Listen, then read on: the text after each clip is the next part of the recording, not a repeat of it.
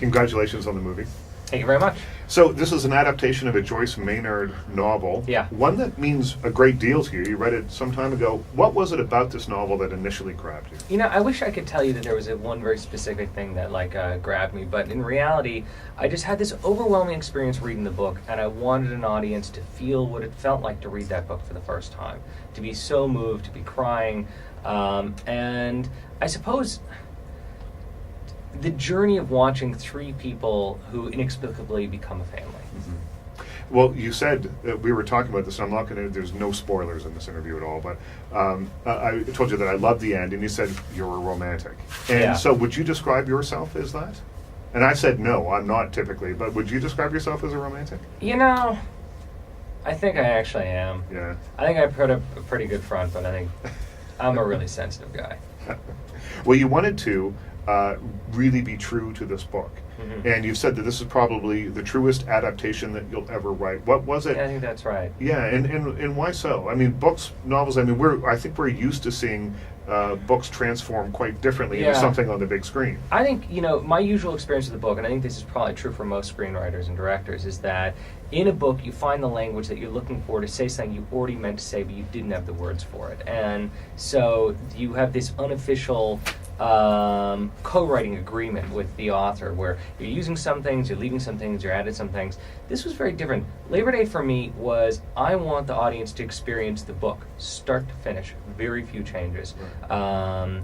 And it's interesting because when Joyce describes her writing style, she thinks that she's writing a movie.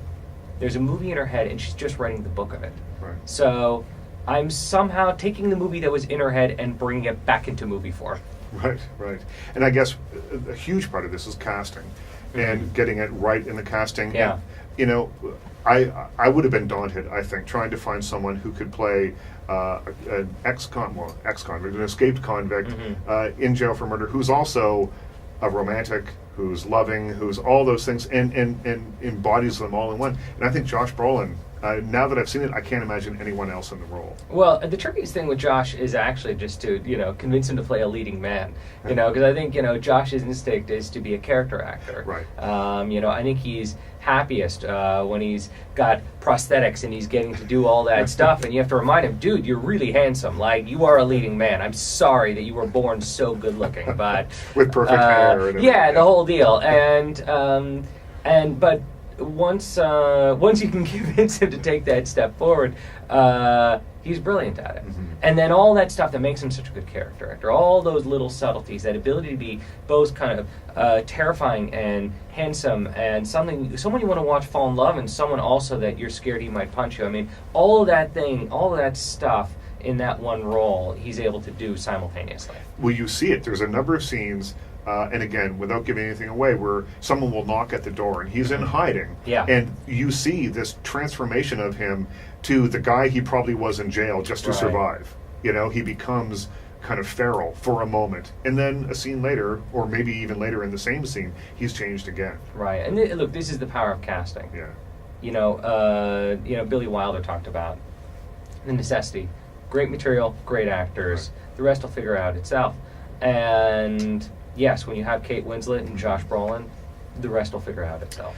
And was Kate Winslet someone you may have had in mind when you were reading the book and thinking, one day I might make this into a movie? Yeah, you can't help it. I mean, you read this book and this kind of mixture of vulnerability and sexuality. I mean, there's no one who embodies that more than Kate Winslet, who was also just one of the greatest actresses of her generation.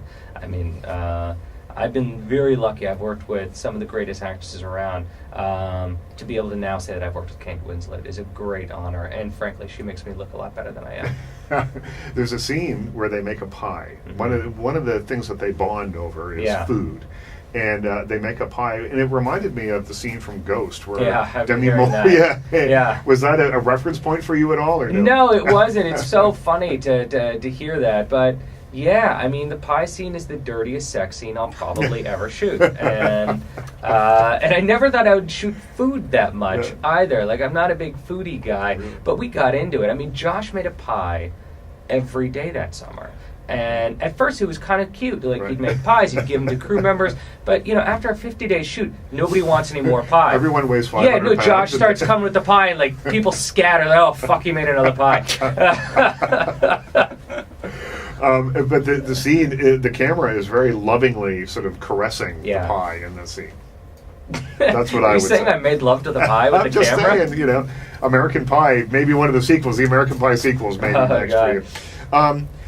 One of the questions that I think Joyce Maynard faced when the book came out, and now that you'll be asked, is how do you get an audience on side with a love story between an escaped convict and a woman who is a captor or not? How do you get the audience on side with that? Well, this is the great question of the book and the great question of the movie, is why do these three people come together? And I think that's frankly the reason to see this movie. Is desire is a very complicated thing. I mean, the reason that we end up speaking to the person that we fall in love with is usually the strangest thing that we could never possibly explain years later. This is about three people who need each other. That you'd never expect to need each other, that you'd never expect to become a family unit, but they do. And it's these three broken, vulnerable people on this one long, hot weekend who heal each other. And I think it's probably through an experience like that, or even watching it, or in my case, reading that book, that makes me believe in a true idea of love. That's our time. All right, Thank Paul. you. Thanks. Yeah,